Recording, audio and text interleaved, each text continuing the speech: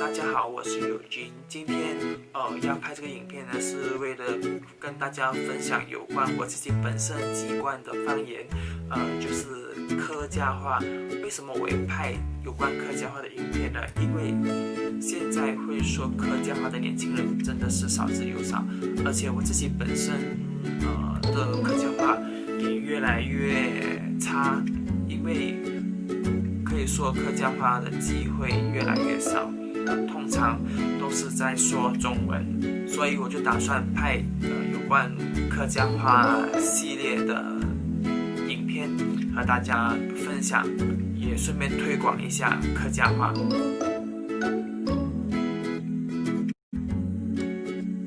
今天分享的第一个词汇呢，就是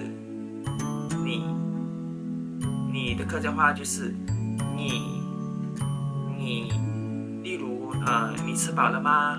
客家话怎么说呢？我们都会讲你吃饱吗？你吃饱吗？你吃饱了吗？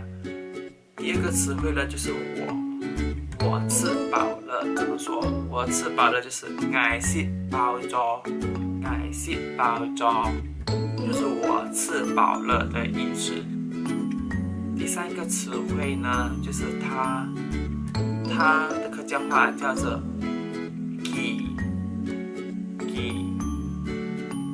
他在干嘛？记咗嘛该，记咗嘛该，他在干嘛的意思。第四个词汇呢，就是你们压掉，你们在干嘛？压掉做嘛该，压掉做嘛该，也是你们做什么的意思。第五个词汇呢，就是压掉，是我们的意思。我们是客家人，壓掉係客家人，壓掉係客家人。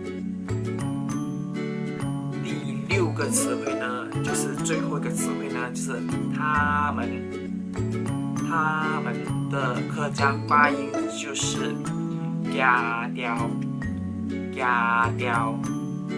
他们不是客家人，壓掉唔係客家人，壓掉唔係客家人。今天就和大家分享这最常用的6个词汇，不懂客家话的朋友可以学起来，因为会说客家话的年轻人真的是越来越少。希望大家可以多认识客家话，也多说客家话。如果大家有想要学的客家词汇，可以在下方留言，我会继续拍更多的影片和大家分享。大家如果喜欢我的影片的话，记得订阅、按赞、分享，谢谢大家，拜拜。